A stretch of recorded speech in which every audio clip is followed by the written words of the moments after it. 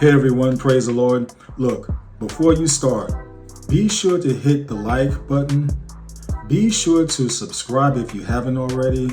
And if you haven't already, hit the notification bell. Because if you're like me, sometimes you may like something and you forget to like or whatever. But be sure to do that right now. Go ahead. I'm waiting. Did you do it? All right, thank you.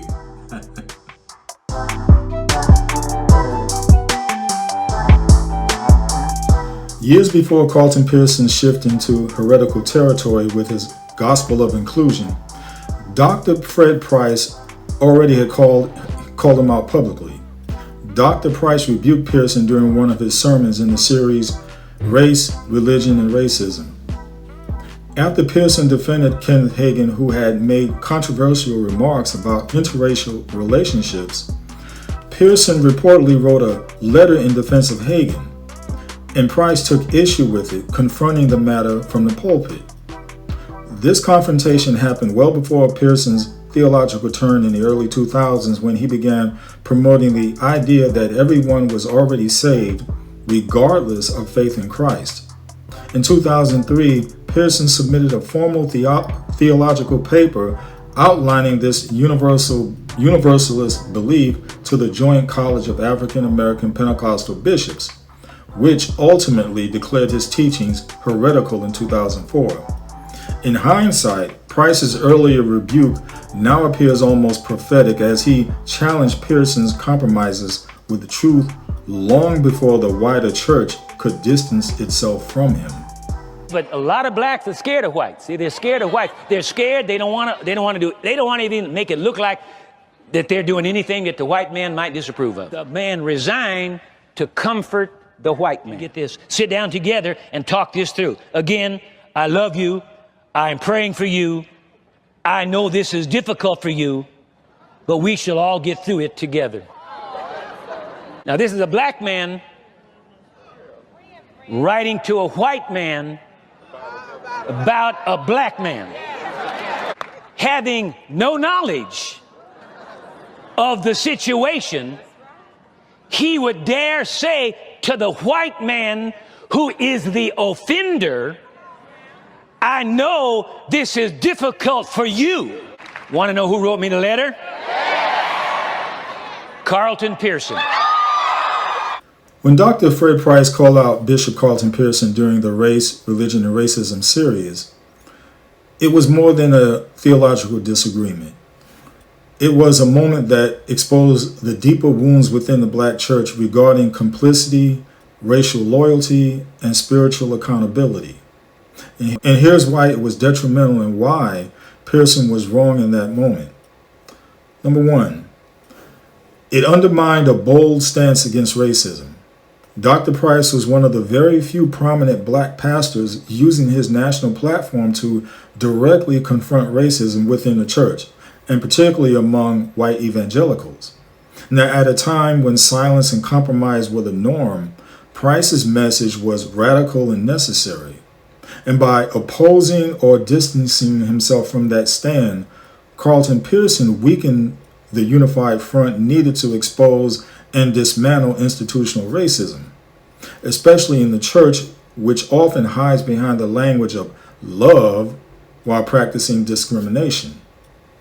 Number two, Pearson validated the oppressor's comfort zone. Rather than standing with Price in solidarity, Pearson chose to side with white leaders, and many of whom were the very ones resistant to confronting racism in their ranks. Now, this empowered white evangelicals and sent the message that peace with white allies was more important than truth and justice for black believers. It echoed a historical pattern: when black voices cry out for justice, there are always some from within who pacify the oppressor to maintain status or form. Number three, he violated biblical principles of unity and justice. Scripture commands us to stand for truth, justice, and the oppressed. Isaiah 1:17, Micah 6:8, and Proverbs 31:8 and 9.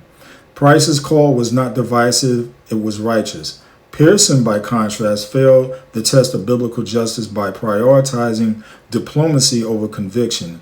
Unity that silences truth is not biblical unity, it's compromise. Number 4, it reinforced the safe black pastor trope. Carlton Pearson at that point had favor among white evangelicals. His response to Price made him appear as a safe black preacher, someone who wouldn't ruffle feathers, someone who would prioritize harmony over hard truth. But in doing so, he reinforced a pattern that harms black prophetic voices. If you speak out too boldly, you'll be isolated. If you stay in line, you'll be promoted. And number 5, he missed a prophetic moment. Pearson had influence had he stood with Dr. Price. The conversation on racism in the church might have gone further, louder, and reached more hearts, but instead, his opposition created division among black leaders, stalled momentum, and gave cover to white Christians who wanted to dismiss Fred Price as extreme. So here's why Pearson was wrong. He failed to discern the spiritual importance of what Dr. Price was doing.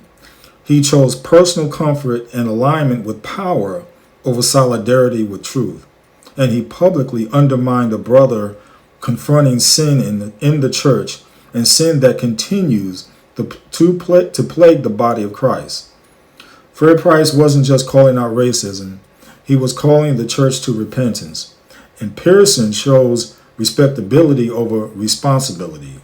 And that misstep helped reinforce the very systems Price was trying to tear down. Calling out false doctrine isn't hate, it's holiness. Calling someone out about sin is the gospel. Ephesians 5:11 says, "Have no fellowship with the unfruitful works of darkness, but rather expose them." Jude chapter 1 verses 3 and 4, it says, "Contend for the faith against those who pervert grace." Here's what the Bible says about naming names. The Bible doesn't shy away from naming names when the truth is at stake. 2 Timothy chapter 4 verse 10 says, "For Demas has forsaken me." 1 Timothy chapter 1 verse 20 says, "Hymenaeus and Alexander, whom I handed over to Satan." Paul named names to protect the flock, and so did Fred. Religious leaders and pioneers about God, faith, heaven, and hell. This morning, we are joined by Bishop Carlton Pearson, a man who brought innumerable people together with his charismatic message. But then a voice one night from the man upstairs led him down a controversial path that cost him practically everything. There is life, there is spontaneity, there is joy. Bishop Carlton Pearson is an energetic, Dancing around, trying to fit, trying to find your place. passionate, I was so overcome with love. and captivating spiritual leader, And leave you up there for a while. drawing his congregation in with flowing sermons and perfect pitch. On me. You could say Pearson was born to be a preacher. As a child, our whole life revolved around the church. I started preaching when I was 14. I was licensed at 15, ordained at 18. He attended Oral Roberts University in Tulsa, Oklahoma, and Oral Roberts himself took Pearson under his wing. Out of all the probably 25,000 students that had gone through there by the time he retired, no one had the kind of access to him as I did. He really, literally treated me like his son. Fresh out of school, Bishop Pearson's popularity and message grew beyond anyone's expectations, including his own. I was the first African-American preacher on the South Side to start a church that was integrated and maintained it to where it became what they would call a mega church in this town, up to about 4,000 or 5,000. Bishop Pearson preached to millions all over the country. In 1995, he spoke alongside Reverend Billy Graham at the Oklahoma City Bombing Memorial. The best for Oklahoma and America is still to come. And was a spiritual advisor to President George H.W. Bush. But everything changed when Pearson had what he called a revelation from God. I believe people go through hell, not ultimately to hell. Stop telling people they're going to hell. I said, I don't care if they're sitting there with a needle in their arm, drunk, smoking a joint, HIV positive. Tell them their sins are forgiven. There's no issue between them and God that hasn't been resolved in Jesus. That's all I said. If he didn't condemn, why do we? His new message did not go over well with his congregation or with high-ranking church officials. Before he knew it, he had lost everything and was branded a heretic. Preachers wrote letters denouncing it. I went from hero to zero and lost it all. Is there anybody you've loved in your own life who backslid and is in hell right now? My daddy's in hell. What about it? And did you love him? Of course I did. He was my daddy. But he beat my mama. He beat me. He was a fornicator. And now God's punishing him. He's suffering in hell. He's tortured and tormented for all eternity. So let me ask you something. Would you get him out of hell if you could? That was from the new Netflix film Come Sunday about Bishop Pearson Carlton. Back in the 90s, the bishop was a successful Pentecostal minister of a megachurch in Tulsa, Oklahoma. He held popular revivals across the country, counseled presidents, and on and on. But he lost it all when he says he received a direct message from God that went against the teachings of the Pentecostal church. Bishop, great to have you here. Thank you, Megan. And that message was that there is no hell, that people who aren't, quote, saved are not going to hell, that in fact we have a loving and forgiving God. First, I thought I believed in hell. I just didn't believe anybody would be in it because of the finished work of the cross. Then I started thinking about the absurdity and the vulgarity of eternal torture. If it was purgative or corrective or remedial, I could understand some kind of hell. But when it's punishment, and little children, if you're 12 and over, till you're 90 years old, would all go and be tormented. It just didn't, I couldn't reconcile that with the moral character of a God of love. So you come out and you say that to your congregation, 6,000 people, and it did not go over well. And it did not go over well with the church leaders beside yourself. Mm-hmm. And within a year, you had lost your church. Yeah, everything. The property, my intellectual rights, the name. I had to sign off from the founder of the organization that I had founded, and it was just pretty torturous. And lost your home? Lost my home. You lost your fortune? My inheritance. I didn't have any inheritance, but what I had saved, all my savings, 401k. Because that goes directly against Pentecostal teachings. Fundamentalist and Pentecostal teaching, evangelical teachings, it goes against the Bible. The Bible can be very controversial because one day it says you love God and the mercy of God endures forever. How can mercy endure forever and hell endure forever? One would cancel out the other. And now you've gotten to a place that is more, shall I say, progressive. It's inclusive, it's loving.